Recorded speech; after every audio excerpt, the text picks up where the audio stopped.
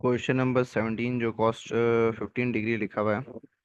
तो यहाँ पे हमने कॉस्ट 15 डिग्री को जो है वो 45 माइनस थीटा के अंदर 30 के अंदर ब्रेक किया, क्योंकि आप 45 में से 30 माइनस करोगे तो आपका जो आंसर है वो क्या आएगा, 15 डिग्री आएगा। हम हमेशा इस तरह ब्रेक करते हैं जिसकी हमें वैल्यू पता हो, जैसे 45 की वैल्यू 30 की वैल्यू पता होती है। यहाँ पे आपने फॉर्मूला लगा दिया कॉस अल्फा माइनस बीटा का, तो इसका मतलब cos alpha cos beta sine alpha sign beta. यानी जहाँ अल्फा आ रहा है वहाँ पे आपने 45 डालना है, जहाँ पे बीटा आ रहा है वहाँ पे आपने 30 डालना है। ठीक है।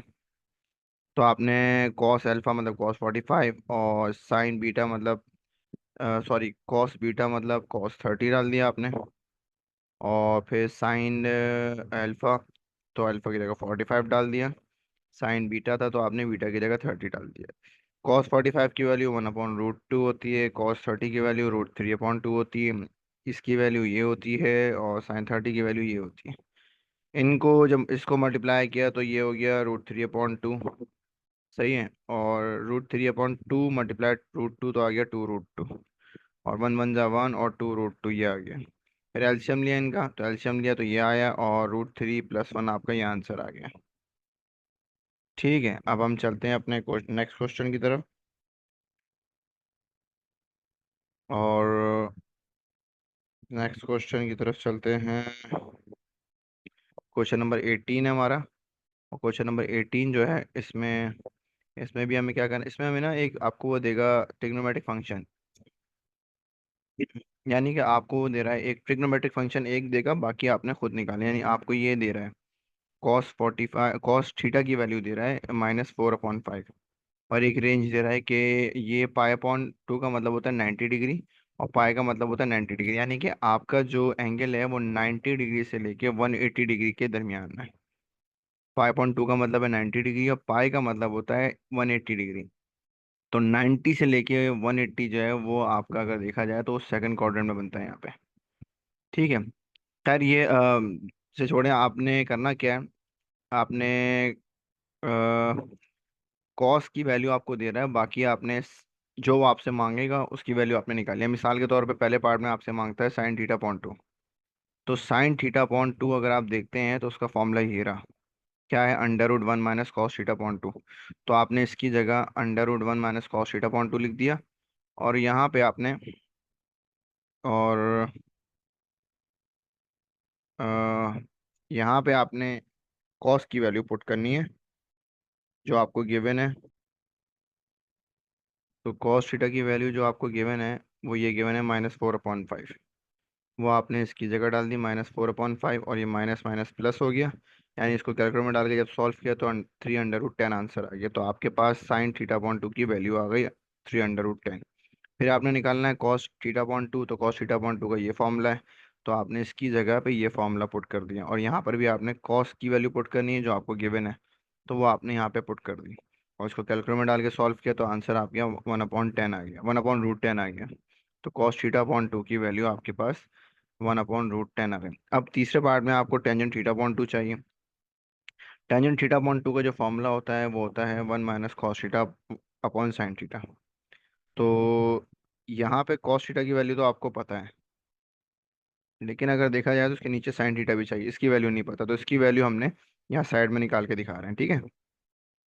आपके पास फॉर्मूला होता है sin² θ = 1 - cos²θ। तो आपने taking root on both side लिया तो sin θ का फॉर्मूला हो गया 1 - cos²θ। यहाँ पे आपने कॉस की वैल्यू पुट कर देना जो सवाल में उसने दी है, वो आपने यहाँ पुट कर दी। अच्छा, यहाँ पे स्क्वायर लगा था तो आपने यहाँ पे क्या लगा दिया, स्क्वायर लगा दिया। जब आपने इसको कैलकुलेटर में सॉल्व किया तो आपके पास ये आंसर आ गया। तो आपने स्क्वायर रूट निकाला तो आ गया 3/5।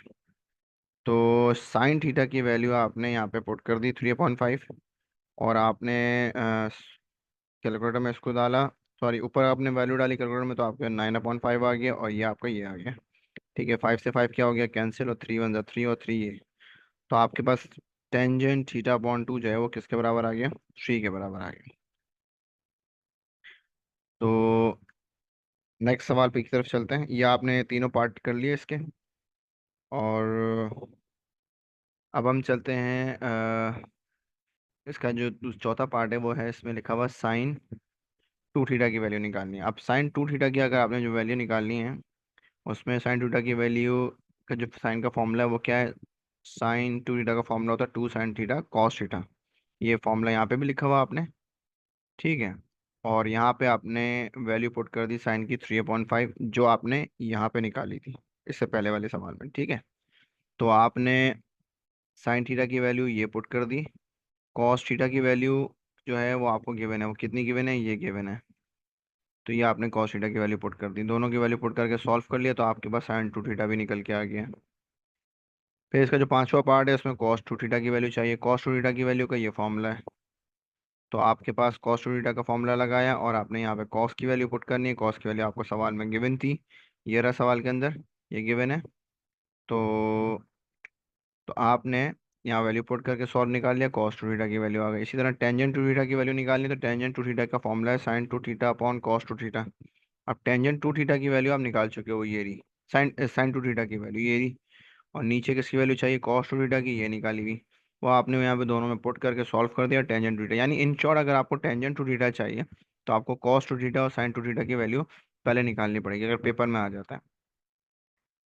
तो ये हमारा क्वेश्चन नंबर जो है वो 18 कंप्लीट हो गया। नेक्स्ट क्वेश्चन की तरफ चलते हैं, वो क्वेश्चन नंबर आपका 19 है। और यहाँ पे लिखा है if sine theta is equals to 12/13 given है, बिल्कुल as it is question number 18 की तरह ही, बस वहाँ पे कॉस गिवन था, यहाँ पे साइन गिवन है। और पहला सवाल है कि आपको साइन थीटा पॉइंट टू की वैल्यू चाहिए। साइन थीटा पॉइंट टू की वैल्यू का फॉर्मूला ये रहा, तो वो आपने यहाँ पे लिख दिया। यहाँ पे कॉस थीटा की वैल्यू हमें नहीं पता, हमें किसकी वैल्यू पता है, साइन थीटा की, लेकिन फॉर्मूले में क्या पुट होगा, कॉस थीटा। तो पहले आपने कॉस थीटा निकालना होगा, क्योंकि आपको साइन थीटा पता है। देखो सुनो, आपको यहाँ पे कॉस थीटा पुट करना है और साइन थीटा पता है। तो आप पहले कॉस थीटा निकालोगे। कॉस थीटा कैसे निकालोगे, ये आपके पास फॉर्मूला होता है, और कॉस थीटा का अगर डायरेक्ट फॉर्मूला तो ये होता है। तो कॉस थीटा का फॉर्मूला है cos theta is equals to under root one minus sine square theta. तो साइन थीटा की अब हमें वैल्यू पता है, वो ये रही। ये साइन थीटा की वैल्यू आप यहाँ रखेंगे, और यहाँ रख के जब आप सॉल्व करेंगे तो आपके पास ये कैलकुलेटर आंसर देगा 5/13। तो इस 5/13 की वैल्यू आप यहाँ पुट कर दोगे कॉस की जगह, तो ये कॉस की जगह आपने पुट कर दिया और कैलकुलेटर में डाल के सॉल्व कर गया, तो 2/√13 आपके पास साइन थीटा पॉइंट टू की वैल्यू आ जाएगी। इसी तरह कॉस थीटा पॉइंट टू की जो थीटा का फॉर्मूला होता है वो क्या होता है, वो ये होता है, पीछे सवाल में भी यूज़ किया था। यहाँ कॉस चाहिए, कॉस तो हम निकाल चुके हैं, अभी अभी भी निकाला ये रहा कॉस। तो ये कॉस की वैल्यू हम यहाँ पुट कर देंगे। जब यहाँ पुट करेंगे तो हमारे पास कैलकुलेटर में सॉल्व करके कॉस थीटा पॉइंट टू का हमारे पास आंसर निकल कर आ जाएगा। उसके बाद इसका जो तीसरा पार्ट है उसमें भी हमें क्या करना है, उसमें हमें टेंजेंट थीटा पॉइंट टू की वैल्यू चाहिए। तो टेंजेंट थीटा पॉइंट टू की जो फॉर्मूला है वो ये फॉर्मूला है, सही है। साइन थीटा की वैल्यू हमें कहाँ पता है भाई, सवाल साइन थीटा की वैल्यू हमें ये सवाल में गिवन थी। तो ये हमने साइन थीटा की वैल्यू यहाँ पुट कर दी। और हमें कॉस थीटा की वैल्यू चाहिए। कॉस थीटा की वैल्यू हमने पीछे निकाली है, ये निकाली थी इस फॉर्मूले से। तो कॉस थीटा की वैल्यू हम यहाँ पे पुट कर देंगे जो हमने निकाली थी, ठीक है। उसके बाद आप इसको कैलकुलेटर में डाल के सॉल्व कर लेंगे तो 2/3 आ जाए, यानी टेंजेंट थीटा अपॉन टू की वैल्यू आपकी ये आ गई। यानी अगर आपको tangent theta two upon two निकालने को आता है तो आपने साइन तो आपको गिवन है, कॉस आपको निकालना पड़ेगा, उसके बाद वैल्यू पुट करनी पड़ेगी। इसी तरीके से आपके पास साइन टू थीटा चाहिए। साइन टू थीटा का फॉर्मूला ये होता है। तो साइन टू थीटा का फॉर्मूला ये रहा, और इसमें आपने कॉस की वैल्यू डालनी है, जो निकाली थी साइन की आपको गिवन थी वो आपने पुट कर देनी है, और पुट करके कैलकुलेटर में सॉल्व कर देना, आपके पास आंसर आ गया साइन टू थीटा का। कॉस टू थीटा की वैल्यू, कॉस टू थीटा का फॉर्मूला ये होता है, वो दो फॉर्मूले होते हैं, एक साइन की फॉर्म में भी तीन होते हैं कॉस टू थीटा के फॉर्मूला। आप फॉर्मूला याद करेंगे तो आपको उसमें समझ में आएगा। आपने फॉर्मूला ये होता है तो आपने इसकी जगह ये फॉर्मूला लगा दिया, साइन थीटा की वैल्यू आपने ये पुट कर दी, और जब कैलकुलेटर में सॉल्व किया तो आपको ये आंसर आ गया। तो कॉस टू थीटा की वैल्यू ये आ गई। फिर टेंजेंट टू थीटा का फॉर्मूला जो होता है वो sign two theta upon cos two theta होता है। टेंजेंट टू थीटा की वैल्यू आपने ये पुट कर दी, जो निकाली है यहाँ पुट करेंगे, और कॉस टू थीटा की वैल्यू आपने ये पुट कर दी। तो साइन थीटा की वैल्यू ये रही, जो आपने ये निकाली हुई थी, सही है। और कॉस टू थीटा की वैल्यू ये रही, जो आपने ये निकाली, सही है। 169 माइनस हो गया, और आपके पास सॉल्व करके टेंजेंट टू थीटा का आंसर निकल आया। अच्छा, फिर आपके पास क्वेश्चन नंबर 20 है, और इस 20 के हमारे पास 3 पार्ट है, और बिल्कुल as it is question number 19 की ही तरह है। यहाँ पे है कि कह रहा है आपको कॉस की वैल्यू दे रहा है, और कॉस थीटा की वैल्यू आपको क्या दे रहा है भाई? 1 मिनट। कॉस थीटा की वैल्यू आपको दे रहा है 3/2। सही है। कॉस थीटा की वैल्यू आपको 3/2 दे रहा है, और कह रहा है कि भाई साइन थ्री थीटा की वैल्यू निकालो। साइन थ्री थीटा का जो फॉर्मूला है वो हमारा ये फॉर्मूला है। ठीक है, तो आप इस फॉर्मूले पे आपने इसकी जगह ये फॉर्मूला लिख दिया, और साइन थीटा की वैल्यू आपने पुट कर दी। अच्छा, साइन थीटा में नहीं पता। ठीक है भाई, हमें साइन थीटा नहीं पता, तो साइन थीटा हमने पहले निकालेंगे। हमें कॉस थीटा पता है, तो हमें पहले साइन थीटा निकालना पड़ेगा। तो हम जो हैं वो साइन थीटा निकालते हैं इस फॉर्मूले से। ठीक है, और ये कॉस की वैल्यू हमने उठा के यहाँ पुट कर दी, ये पुट कर दी। तो सॉल्व कर लिया, आपके पास क्या आ रहा है? sin 4/5। ये sin 4/5 यानी साइन थीटा की वैल्यू आ गई 4/5। तो जहाँ जहाँ साइन आ रहा है वहाँ पे हमने क्या डाल दिया भाई? 4/5 डाल दिया। यहाँ पे भी 4/5 डाल दिया।